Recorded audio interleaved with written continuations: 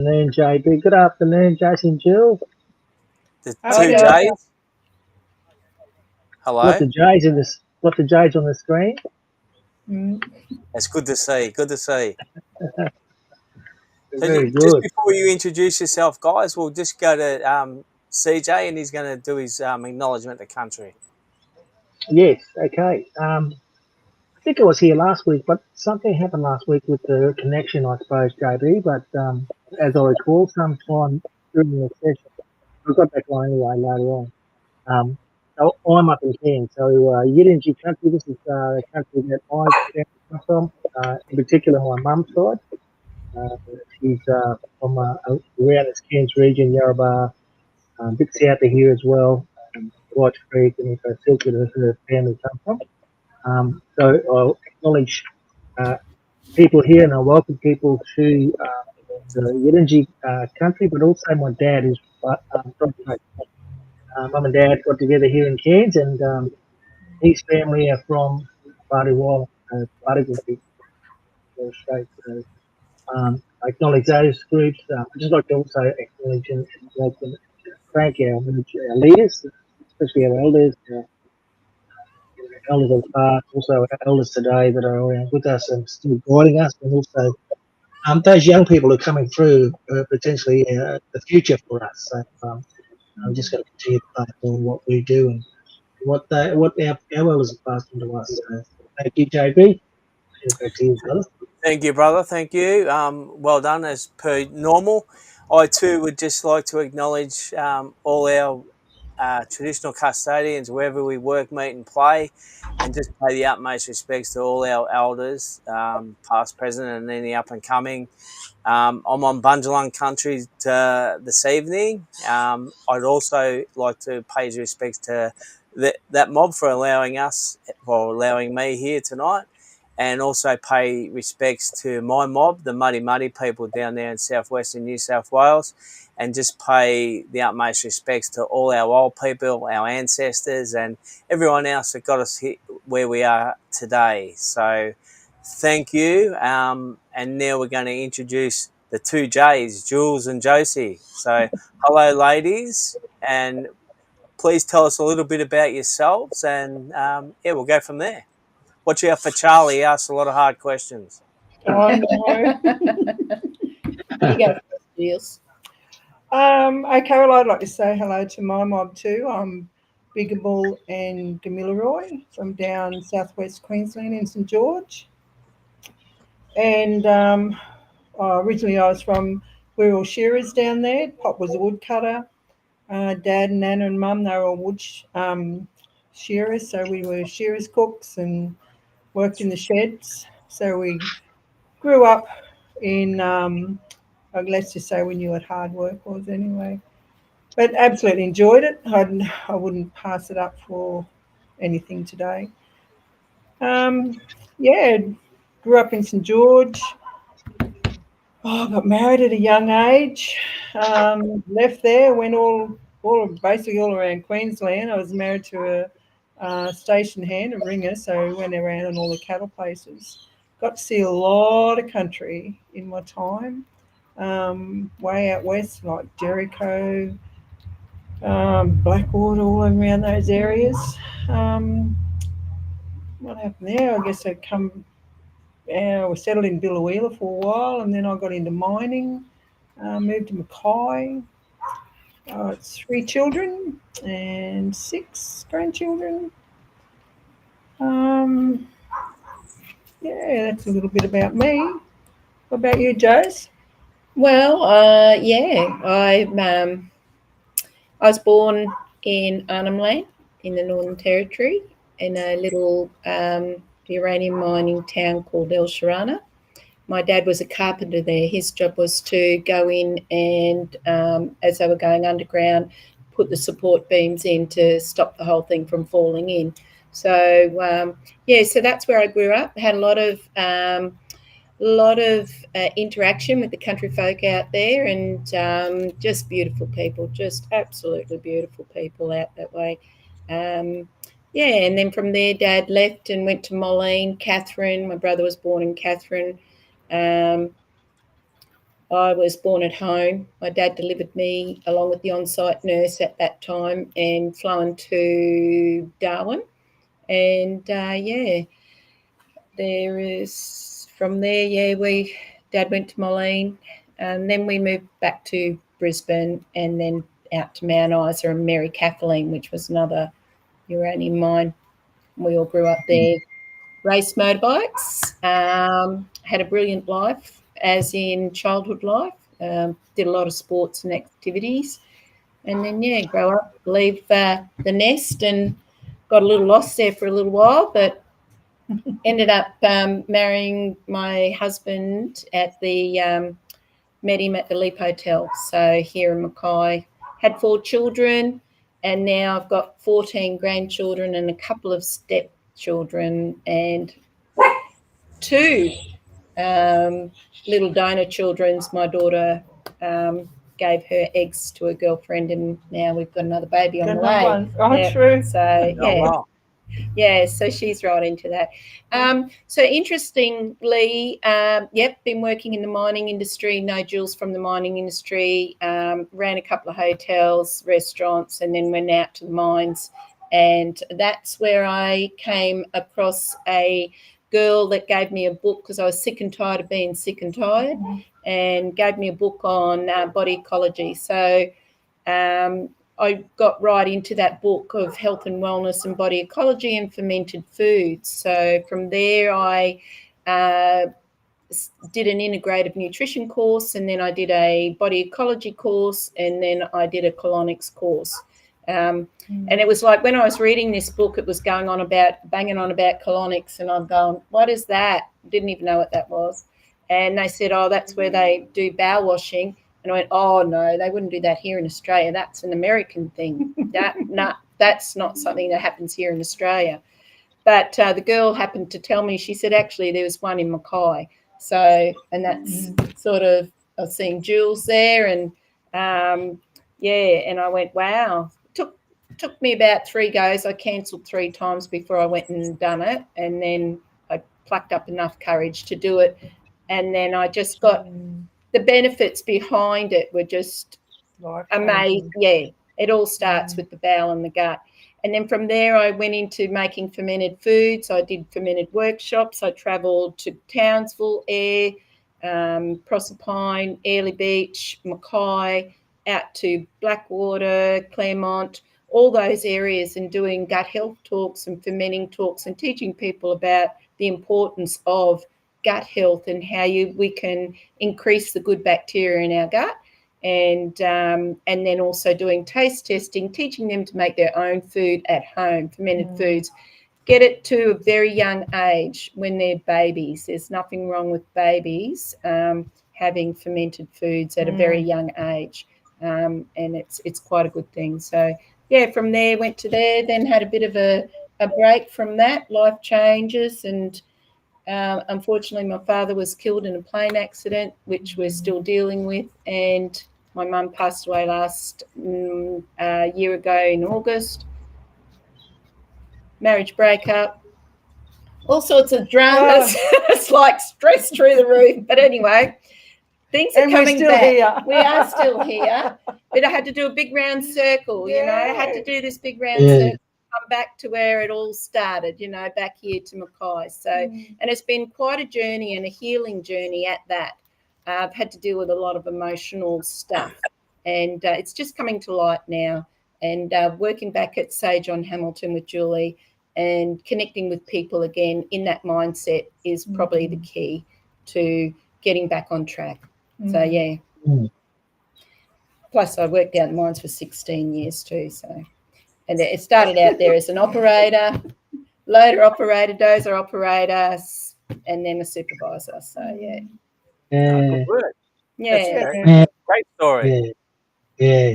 And it takes that journey to become who you are now, you know what I mean, Jason? Oh, it builds you. It does. It builds, I think, and even like we're all 60s babies, growing up in the 60s was tough. It was damn tough. But, what they look back now, what we grew up in the 60s, they'll look at it as trauma.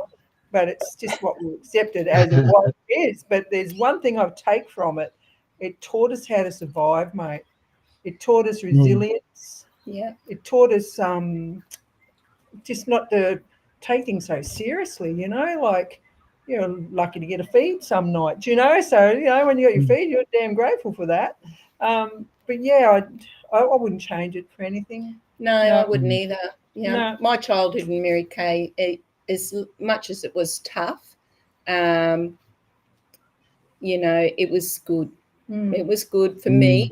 My younger sister would disagree, but for me, I enjoyed that lifestyle and being free. We'd come home off the school bus, come from Mount Isa back to Mary Kay, get on our motorbikes, head out bush, So as long as we stick together and we did the right thing and we looked after each other while we were out riding together as a group, Dad didn't have a problem with that. We had freedom. We had freedom. And you didn't have to worry you're going to get nicked off the street by someone. Yeah. So tell us a little bit about Sage on Hamilton now. Oh, I want to hear about this. What a beautiful little shop. Yeah. Everybody says it. They come in and they just go, wow, such a good vibe, It's the vibe in the shop and you get a nice coffee. Yeah. Good energy. Charlie, you didn't get a coffee, did you, while you were there? No, I had. I gave you bone broth. I must say, I can't believe that he didn't get a coffee. No, actually, I didn't have the coffee shop open. Oh, okay. That explains it now. Michelle. I think Michelle brought me a coffee home from there. Yeah, she did. Yeah, she did. Yeah. So Sage on Hamilton was a journey too. Like once I got out of mining, I spent 15 years in mining and I left Mackay 4 times. I went all the way over to WA and left Mackay. I'm like, I got to get out of this town. And I ended up back here. You're back. I'm back. I know, we both are. So when I came back, I'm like, gosh, what am I going to do? I'm too, it's not that you're old, but I'm too old to be told what to do, to go out to work somewhere. I'm like, I've got to do something here. And I just drove past the shop where it's at and I thought, oh, yeah, I could set up in there. Then I went and had a look and walked in it and I was like, oh, yeah, that's just so beautiful. So, yeah, I just got creative and it was a blank canvas for me. I had to put rooms in and I do it all on my own. I'm not married, so I put all the rooms in. Everything. I had to do everything in there. And, I just set it up. But I tell anyone that comes and works there, because I have other therapists that work there, and I just tell them I'm not your boss. Don't ask me what you got to do. Don't ask me, can you do something? Because I'm just holding space for you. This is a place for you to come and grow and learn and to better yourself and get your wings and leave and do what you got to do. But I said, I'm just holding space for you. So I've had a fair few come and go, and it's beautiful to watch them come in and they're not sure and they haven't got the confidence, and then they get all built up and they're like, oh yeah, I can go there and do that on my own now. And that's exactly what I wanted to do. I just wanted to create space for a safe place for even our clients to come in, because the most important people that come into Sage is whoever walks through that front door. It's not about me. It's not about Josie. It's not about us at all. It's about us being there for you when you come in, to be able to hold space for you in whatever trauma or healing or whatever you need.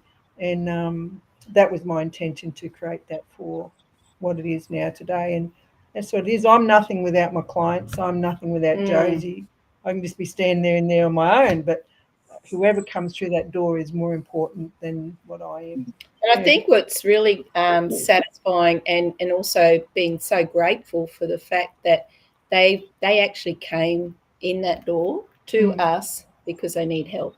Yeah. And they're a little disillusioned with where they're at, and to be able to support them through that journey of just ideas, because obviously you can't diagnose, but we can definitely sort of give them ideas on things to be able to help their journey to get better.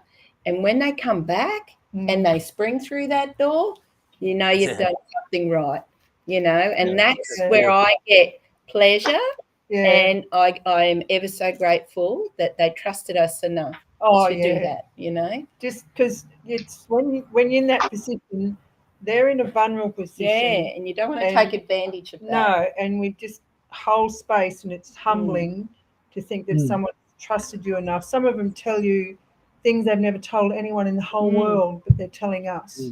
And that's trust. And, it is. And we hold that sacred, like that's... And, you cry with them. Yeah. I mean, I'm a bit of a sensitive sook anyway, but you'll cry with them, and then you'll laugh with them, and then you listen and you hold space, like Jules says, and you're present for them. Yeah. That's it. I can attest to that. It's an amazing place, JB.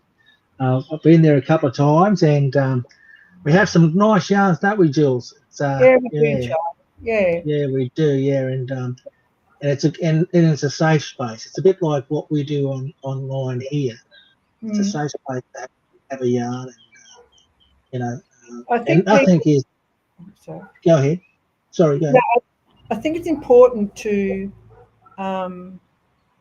have people feel that they are safe, especially with what we've been through in the last 4 years. And people hold a lot of fear. They live in fear. They already were. The fear was trickling away, and then the old COVID hit, and it's just put everyone in it, and it's still there in underlying. And people have got to go. They need to feel safe wherever they go. So a lot that we deal with is anxiety. Stress is like through the roof. But it's fear-based. Everything, when we unpack it all and we have those conversations, and it's all fear-based. And that fear-based turns into comfort eating. Oh, yeah. It turns into that comfort eating. Yeah. Your cortisol's up, everything's up. Then they do comfort eating. And in that comfort eating is high carbs. So then, depression, anxiety, all of that starts to develop bigger and bigger. And I say to them, if you've come to us and you've tried everything else, because we're the last of the line, they've walked in our door to use our modalities, they've tried everything. Yeah, that's beautiful, and you're spot on. I mean, we talk a lot about this, CJ and I, around that whole love space, heart space that we all work in.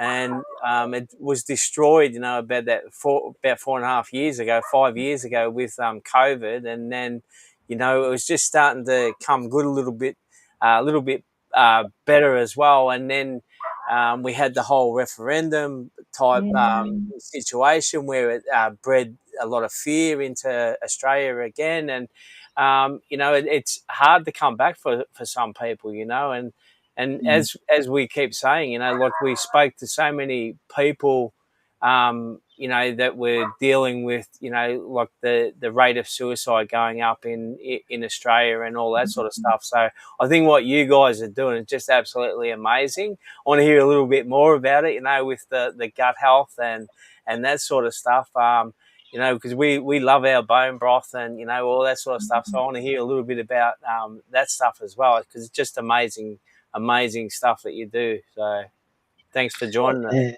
No, thank you. JB, it's a really nice place, even though you're going there for some help. You're not sure why you're there sometimes. It's a great place to learn as well, because, these ladies have got so much knowledge around a whole lot of stuff and things that I never knew about. My wife, MJ, she's been going to see Jules for a little while with her lipedema and so lymph nodes and all that kind of stuff, and how that all played out. I had no idea what that was about. I met Charlie at Chelsea Jean. Yeah. I met you at Jean. That's you went down and I did a lymphatic massage on her when she came in. Yes. For the pants. Yeah, so I done her massage. There you go. Yeah. But it's an education process, and I wasn't the only guy there as well. There were quite a few other men there learning Oh. about these things that affect our women. And, quite Absolutely. interesting. I had a few guys coming through when I was working in Brisbane at Chelsea's, and just talking first at the, it's no different to the women. They're coming in, where do I start?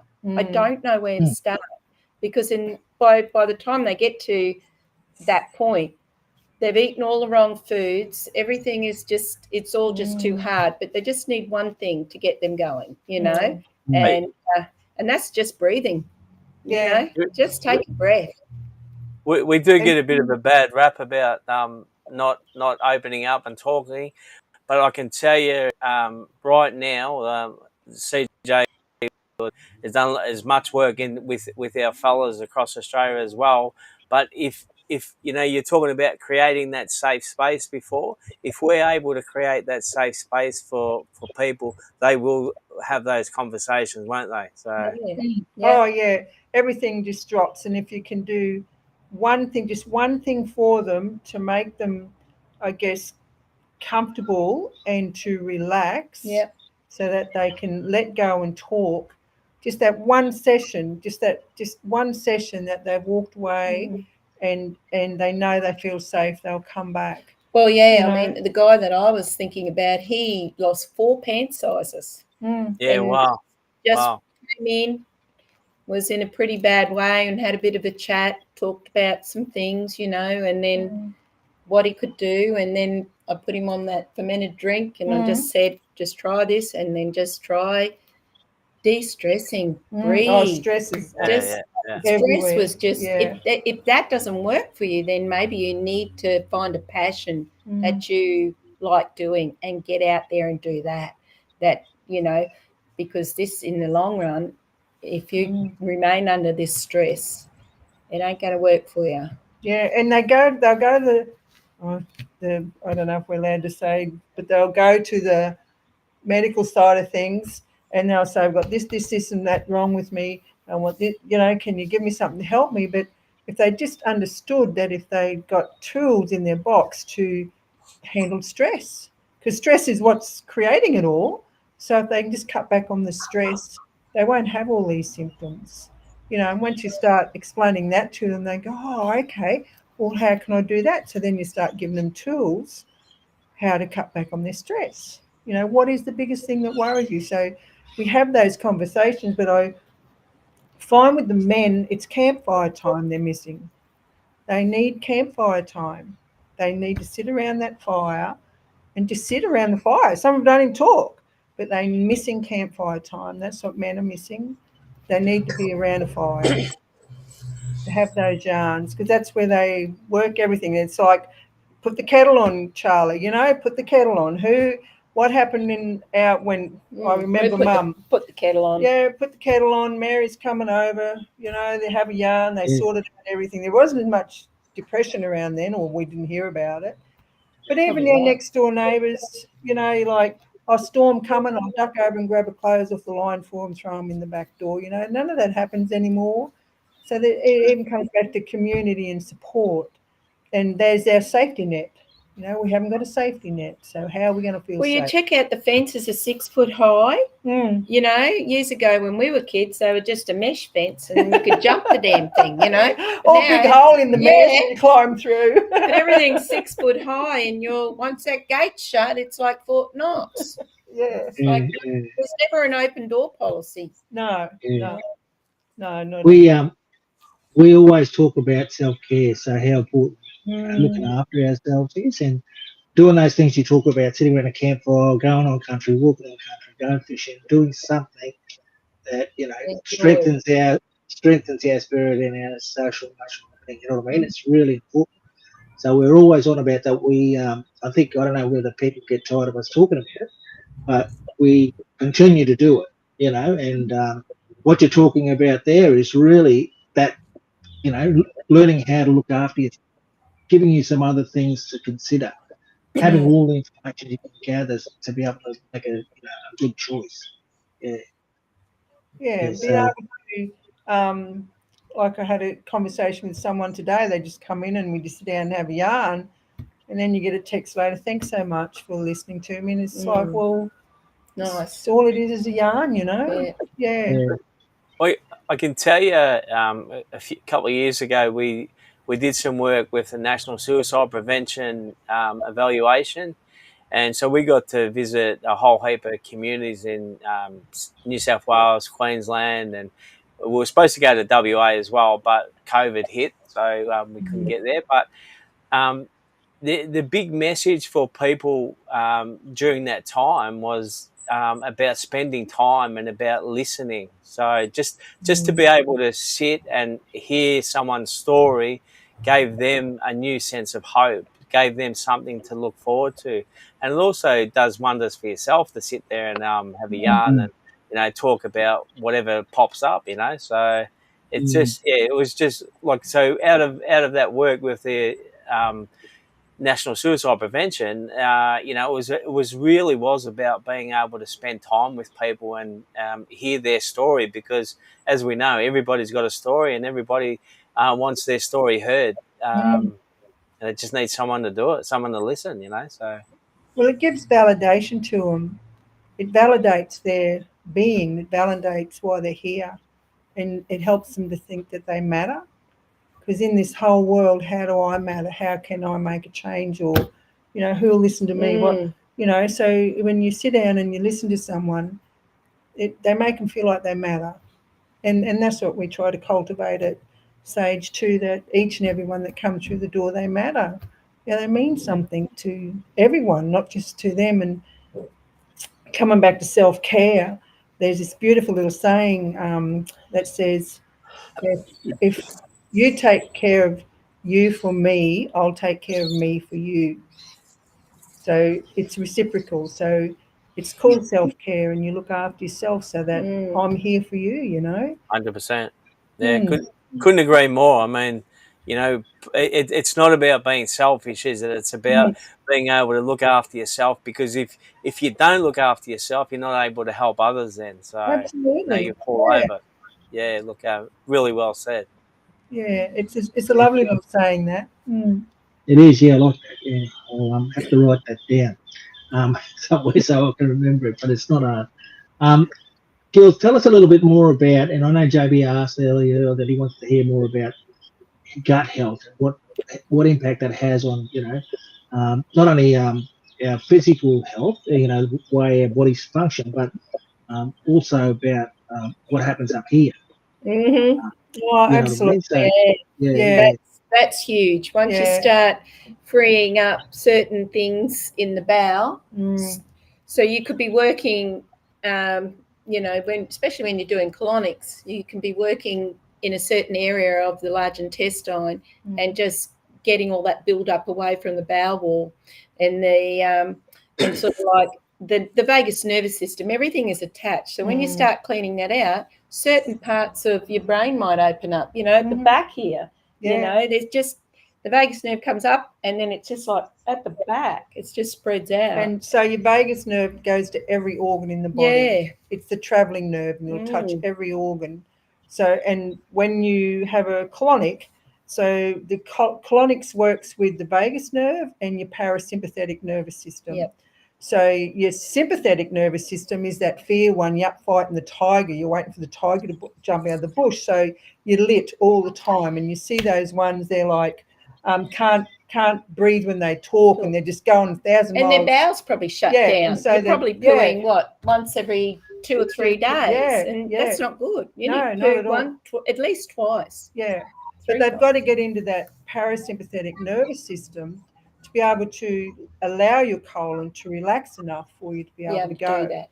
Yeah, and you hold onto it down here. Yeah. So in the colon, so I'm going to on a cellular level, okay, we have like 32 trillion cells in our body, if you can fathom that.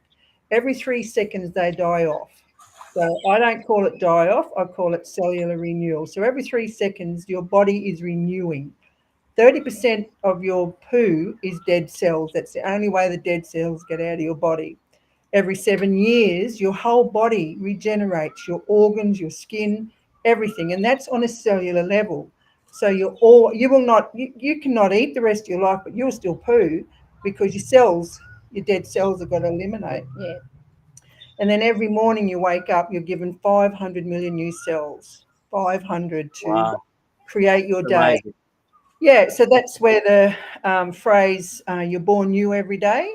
So every morning you wake up, you get 500 million new cells. So if you're unhappy in the belly and you're a little bit depressed or down, you wake up and you go, "Oh God, I don't want to get up. I don't even want to live today." You might as well. Those 500 million new cells are already creating in your body and your mindset how you're going to have that day. But if you wake up in the morning, you're going, "What a great day! What opportunities are going to come?" Your cells are lit. You're looking for it. Okay. And then I think it also comes down with the bacteria, because if we've got too much bad bacteria in our gut, we can't think straight. Absolutely. You know, we keep going for that can of Coke. We keep going for that packet of biscuits. Where if we just slightly change that process and add in some probiotics and prebiotics into our digestive system or into our daily routine, slowly but surely you will change those bacterias. The good bacterias will gobble up the bad bacterias. Now we're thinking straight. Now we're not going for that biscuit because we don't actually want it. We want the banana now. So the more we can get good people eating good bacterias, probiotics, good food, lots of fruits and vegetables and water. My God, water is the key. You know, we don't drink enough water. Do you know you need, for every 22 kilos, you need 1 litre of water? You know, so, that's 3 to 4 litres a day for most people. Yeah, and it's prevalent. It's very important now because we have more stress now, and it's not only everyday stress, paying bill stress. We've got EMF, electromagnetic frequency. We got Wi-Fi. We got cell towers. We got environmental. We got all these different types of stress now. Chemicals that are getting into our bodies, and that's higher stress. So we need water to help flush all that out. Yeah. You know, women spend lots of money on cosmetics, and they're just lathering their whole bodies up with these cosmetics, and they're just chemicals. So now the skin is the most, the largest organ, so we absorb through that, and then that enters our lymphatic system. Now our lymphatic system is completely congested, so it's your nodes are going to be there to capture all those chemicals that aren't supposed to be entering your circulation system and your bloodstream. So they hang on to them. And if we don't do anything about it and we don't get our lymphatic moving, then they become toxic, stale. Now we've got lymph nodes that are up and stress on top of that. And then it's just one thing after another, So being able to understand, and I think the lymphatic system has been quite underrated for the last 10 years. It's only come into light more so within the last sort of 10 years probably. Other than that, 2 years, I think it's really 2 years, the importance. And you just feel sluggish. If you feel sluggish, anyone out there that feels sluggish, go for your lymphatic system first. Because your lymphatic system is your garbage bin. Yep. It's where all the waste goes into it, and it just how long is it? I forget how many. It's 3,500 kilometres of lymph vessels running through the body. There you go. And your left side looks after all your left side, right up to your right leg, right up to your right rib, and the right side just looks after this half. So your left side's got a lot of work to do. And when we've had Caesars or we've had operations or tummy tucks or any operation, we cut into that lymphatics. And we're never told, if we've had breast cancer and we get our breast cut out, we are never told you need to be doing lymphatic massage every day. You need to open this up. You do the haka or the Tarzan. This is the plug to the sink. If we don't get this going, everything's just going to sit in our tissues. All the old blood, all the old lymphatic is going to sit in our nodes and our tissues, and then our hips and legs are going to get wider and wider and wider. And even in your mesenteric system. So your mesenteric system is in your gut. and we have all lymphs in our gut. 300 so there. Your belly just gets bigger and bigger, bigger because all those lymph nodes are all swollen, hanging onto the rubbish. And it feels like bubble wrap when you're feeling someone's tummy or their arms or their legs in around their groin. You rub your hand along and it just feels like bubble wrap, you know. And once you've had a few of those, you will lose 2 kilos just starting off doing your lymphatics, because you're moving all that old stuff. You're weeing it out. You've got to drink lots of water to flush that out, and keep drinking water to flush all the old lymph that you've just moved. It dumps through your kidneys. Yep, absolutely. And if your peeing is like white and light, you know your lymph isn't dumping. No. It's got to be heavier. Yeah. The colour of it, yeah.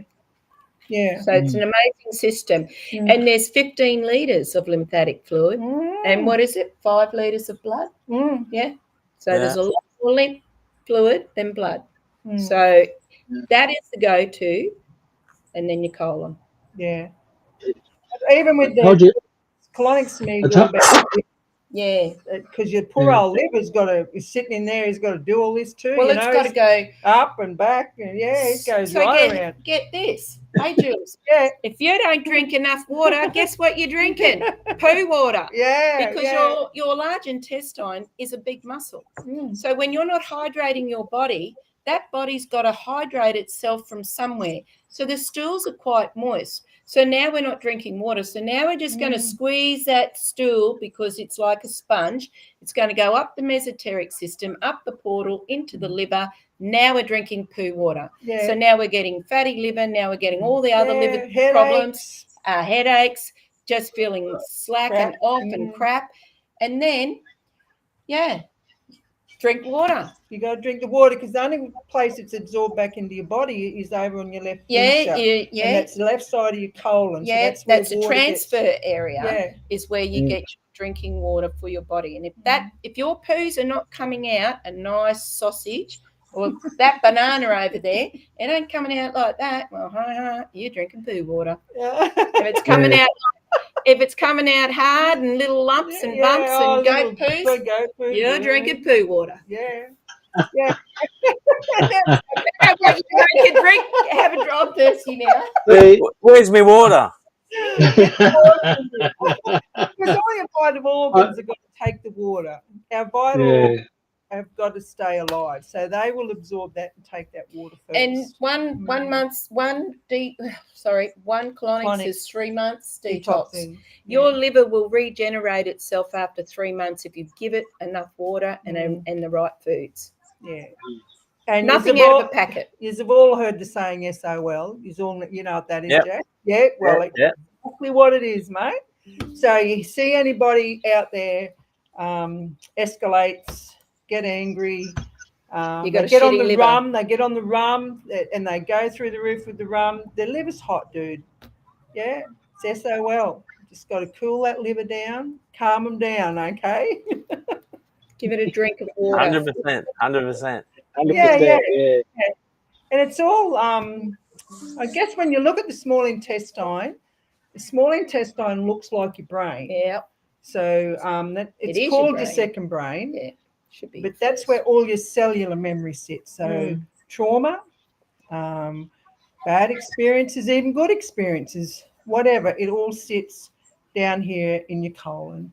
And when we start healing and cleansing, you heal from the foot up, like the bottom up, you heal from inside out, but you heal from the present to the past.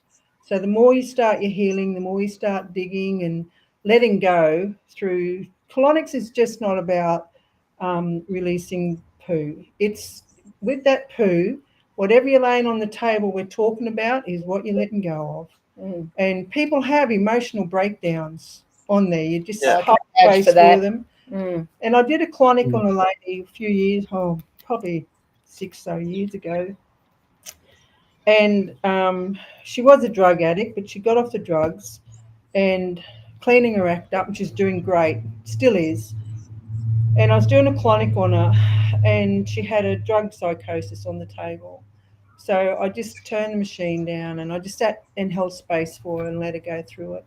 And when she came through it, she said, you know what, I could taste the drug. I could taste the drug. that I was taking, and that's because we were cleaning that part of the colon where it was. So, you know, as we go back, the water goes through your colon. It just sits where it sits. We don't know. It'll just sit and find its space to be able to let go. Yeah, and there's a story that I don't know if you watch. I'm sure it's on YouTube. The lady that released a Barbie doll shoe through the clonics that she swallowed when she was a child. When she was a child. Yeah. You can keep stuff up there for you Oh, when you're born. Jeez. It's stuff that you can get barnacles out. Really, you know, have you ever seen the bottom of a yacht that's been in the water and it's got all that sea moss and it's got all that hard barnacles? Your bowel is the same. In actual fact, you don't brush your teeth for a few days, you get that plaque build up around your mouth. That actually lines the bowel wall. So now we've stopped that mesenteric system to accessing the cells in the blood to that area.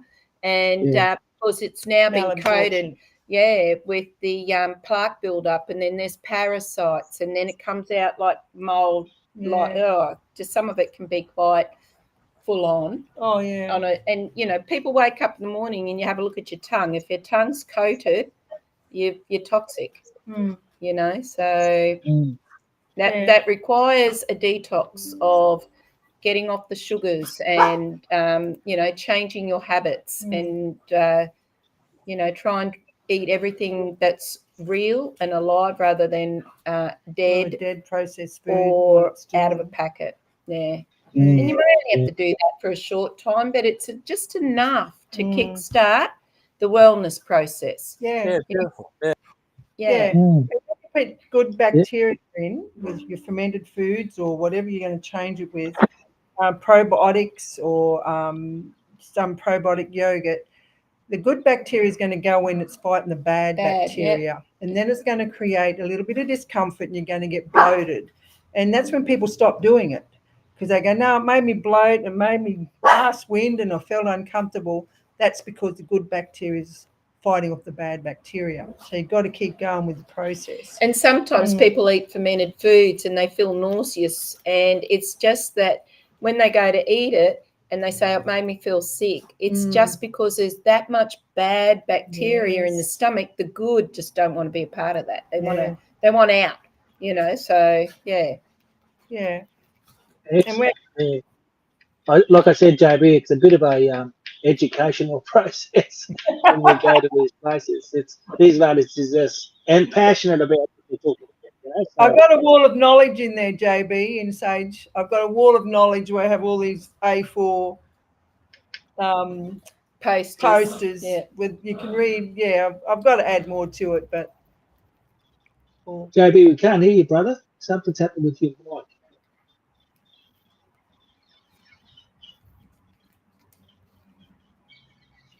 flat battery.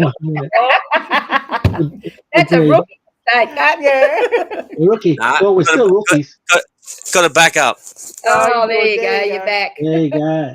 Now I've got to back up. So it could have been a rookie mistake, but no.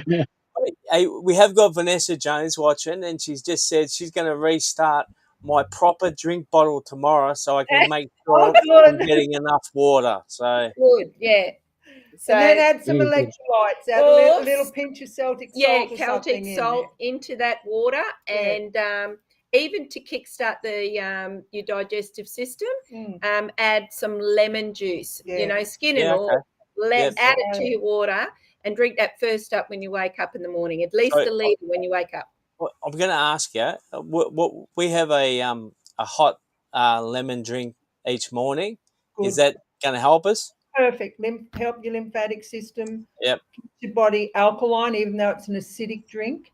It'll help with your alkalinity because you've got to have an alkaline body. Once it starts going acidic, that's when all your illnesses start coming in. Yeah. So I had this good analogy. Well, I didn't. I heard it on the radio. I can't really take credit for that one. But anyway, I use it because I think it's such a good thing. So you've got two gardens, right? Well, that's full, but you've got two gardens. So you've got a garden over here. And that garden has got all the beautiful veggies, the spinach, everything, right? And now we look after that garden. Now, this is our ecosystem. If we look after our ecosystem in the exact same way, we will be alkaline. So the pH soil on this garden is in the 7s, it's alkaline. Perfect. It's perfect, right? So now we've got a garden with exactly the same veggies that are in that garden, but we've got it over here now, and the soil content is acidic, right? So it's sitting under, just on the, something like that, around the 6.2. Now, when the bugs come along, and this is no different to human beings, when the bugs come along, they actually fly past the alkaline garden and they head straight for the acidic garden because they're at their weakest. So when that garden is repelling, you repel illness, everything. Yeah. It just lets off a repellent, that garden. So now it's because it's fully alkaline. Our ecosystem, which is our stomach, needs to be exactly the same. If you were to look at this as a garden, you'd have those beautiful earthworms. You're entitled to have some parasites that do good, but you don't want an infestation of parasites, right? We want to keep our garden at that alkaline sort of state. Not too much, but, in between, up and down. And normally when we wake up, we're very acidic, so we've got to drink water to get our body back in homeostasis and into a alkaline state. And then when you're alkaline, you don't, you don't want bad food. You don't want bad food. Sweets. You want to keep nourishing that garden, because if you focus on your garden outside, why can't you focus on your garden inside your belly? And feed it the good things. Don't drink Coke and all those Powerades and V drinks. They actually are so bad for you. And if you research and even look on the internet, you'll see that they can do quite a lot of damage to your inner body and your brain, everything. So starting off with just lemon water in the morning. I have a litre bottle and I put a cup of lemon and skin and all. And it's not really always very nice, but I drink it anyway because I know it's good for me. So, so alkalining is important. You're watering your garden, you're watering this garden. You're feeding that garden all the good bacteria and the probiotics. You're feeding this garden the same thing, so you can start changing your mindset. You start when you get onto some really good, I'm forever just raw, cultured fermented foods, because they're living, they're live, beautiful foods. And if you can eat those, a lot of people don't like them, but if you can just get the tiniest little bit and just have the little bit, it's enough to get that change happening. And then you drink some good fermented drinks, not so much kombucha, but because a lot of those kombuchas in the shop are sugar and soft drink sort of kombuchas. Nothing good in them. But kefirs and probiotic drinks are brilliant. And once your body is acidic, that's when parasites and candida will come out. And they'll attack you because the host has got weak. They get the host down and then they come out. And then once you've got parasites and candida, that's when you start having a lot of mental health issues too, a lot of gut issues. But you'd be amazed how when you start treating your gut correctly and feeding it the right foods and probiotics, you'll be amazed this changes. And it worries me because there's so much sugar in our foods today. Now, I did a little a thing with my granddaughter for school, and we talked about sugar and how much sugar. And that was just eating healthy stuff, as they know it, a muesli bar, they had, whatever they had, pancakes. Poppers or something. And then you're already past your daily limit at breakfast. Not even lunch. And now we're continuing to eat it. So we have such obesity in our children as well. And their mental health, if this is bad, this is bad. If you start cleaning this up, this becomes better. We have such a high rate in, like what you say, in suicide, but our children are doing it now. Yes, I read a 7-year-old. Our children are doing it. A 7-year-old. Because what What have they been Yeah. feeding her? They've been giving, I don't know, it could be a healthy diet too. We don't like to judge, but, it's not just that. It's obviously a whole lot of things. But once we start to change the way that we eat and drink, we're giving our Change how you gut think. a better way to cope with life and a better thought pattern. And you can only improve on that. Yeah, fantastic. You know? Yeah, we get children in, like we work with children, and like it's such a privilege to be able to do that. I mainly do doTERRA Touch, which is on the spine form, but we did a couple of lymphatics on a few kids last week, and they're just so inquisitive and want to know, what are you doing? What's this going to do? But when they're finished, and they're just, yeah. Tell them about the sound healing cushion you did the other day. Josie has a sound healing cushion. You might like this, Jack. It's a sound healing cushion. It's a vibrational frequency one, and you hold it, and the terahertz vibration works on the lymphatic system. When you lay down, put on your chest, and you hold it. But attached to that is a set of headphones, and you put the headphones on, and they have also that vibrational frequency. Yeah, which is linked to the music and the vibrations. Yeah, okay, yeah.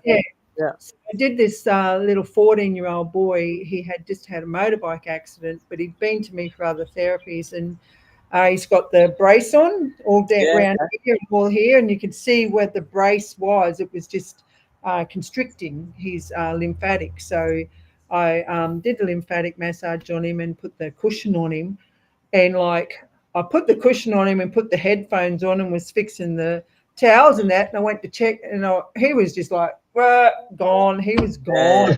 Oh, fantastic. 45 minutes. And then his mum tells me when he got home, he said to his younger brother, "Oh, Jules put me on this cushion, this pillow thing today, mate. It was good. It was really good." But it's great for any kids with autism or any ADD. We just calm. We calm the whole body down using this vibrational cushion. Oh, I did it on one of my guy clonic, my guys that come to me for clonic, and it's hard to get him to slow down. He's talk, and I've got this other PEMF machine. I said, "I'm going to put this on you today," and I put it on him, and then I said, and then he kept on. I said, "Right, I'm going to put the pillow on you." So I went and got the pillow, and he was like, he was gone. I was like, but because he relaxed. We got him into parasympathetic, you know. Yeah. Often you walk in after you've done a lymphatics, and you walk in and they're snoring. Yeah. Which is horrible. You have to wake them up. No, I know. You just got to stop fighting tigers, you know. Everyone's tigers. Yeah, they could be little cubs. Tomorrow there might be a Bengal tiger, but they're always fighting a tiger. So if we can get them out of the jungle and get them to relax, it makes a big difference. Fantastic. Just amazing work you're doing. So it is. I haven't got much longer to go, but I just want to explain to you just from the start. So we used to say take a baby from the time they were born. First 3 months after they were born, first 90 days. So when a baby comes into life through the mum's vaginal canal, their first gulp coming through that canal sets their gut. That's their lining. That's their progut. That's their microbiome. That's their if mum, let's just say mum's been ill or has candida or is on drugs or is on some kind of medication, they're getting that when they come through. But now they take it from first 1,000 days from conception. So from when the baby was conceived and when from mum and dad conceived them, it might have been makeup, sex. They might have been on drugs. They might have been alcohol, whatever. They may have been ill or whatever, or carry some disease. So that's gone in and created bub. So while in the first 1,000 days, and while bub's in vitro, of course, they're listening to everything and their food that mums, even bubs that are being born today, digestive systems, nervous systems are changing because the food has changed. And because there's more electronics out here now. So even bubs that are being born today, are changing because they've got to change with the times. And and then when they're in vitro, what the scientists are looking at now is that it's not only when bub comes through the vaginal canal, it's bubs are they're finding that bubs are ingesting the vermox off them that while they're in vitro. So what's flaking off them inside mum's womb, the bubs are ingesting that. So they're taking it right back to is it the vermox that is starting to feed them? Yeah, so then when they're born, and of course then you deal with breastfeeding or bottle feeding, but that is the crucial time from conception to birth as to how you're going to set your baby up or how your gut is set up for life. And that's why it's important to detox prior, like at least 12 months, 6 months, 12 months detox before you think about having a baby. If you've got candida, it's probably going to be systemic and in your blood system, so your baby's going to have candida. And that's generally is when they get born with illnesses now. Yeah, this is where it all starts. They're toxic. Yeah. They're toxic, you know. The a baby's toxicity level should be 5. We're having in excess of 25 and over, so they're already compromised before they're even out in the world. Because you asked me, Charlie, about gut bacteria, you asked me to explain. So that's where it all starts. And then, you know, go through his children and what you feed. It's got to come back to food, choosing good food. And even through the food now, as you know, our fields aren't getting rested. So they're just raping and pillaging the land. So our minerals and our vitamins aren't even in the land anymore, okay? We're not getting it through our food. So then supplementation comes in. So we have 96 minerals. You can get products with 78 of those minerals like boron, calcium, selenium, iodine, copper. So our bodies are what have made up as Mother Earth. Yeah, we have exactly the same in us as what Mother Earth has. We are not receiving those. So even through our diets and through our children's diet, they're not receiving them. So it's already compromised. Your minerals are just being super compromised, and that has a massive impact on your gut because you're not getting all those minerals. Yeah, and your body only knows full carbs, proteins, and fats in its natural phase, not what they're making, not a McDonald's burger, you know. That sits in your stomach for 2 years. Yes, and 2 years. Try and digest that. And you got to try and. So if you're having a McDonald's 3 times a week, you're busted. You're in trouble. They got you. McDonald's has got you. Now, listen, we'll have a conversation about something else next time we get you on. I'm sure we'll like to get them back on again, JB. And 100%. Talk about this. And one of the things I want you to do when you go and we get you back, I want you to answer this question for me. Those children that are born naturally, versus those children that are born naturally versus cesarean. So what are they missing out on? They don't receive that as they go through. So they don't get that inoculation through the channel. They don't get that inoculation. So they miss out altogether. So they're more prone to, well, not more prone, you can't really say that, but they're compromised. Yeah. Yeah. So not inoculated. Not inoculated. They miss out on all that stuff. They just do it now just because they don't want to go through the pain. Well, I can't really say that either, but you can't really say. Sorry. You can say that, Josie. We can't say that thing like that. You know, but it is a personal choice, and sometimes you've got to have it. You know, regardless, it's a safety thing for the mother and the baby. Yeah, but you know, there are consequences for that. You know, so that really means that you have to do a probiotic of some kind to be able to inoculate their stomach. And plus, through a cesarean, you're cutting all the lymph anyway. You are. And that's where it's showing up. You're not told that when you're having a Caesar.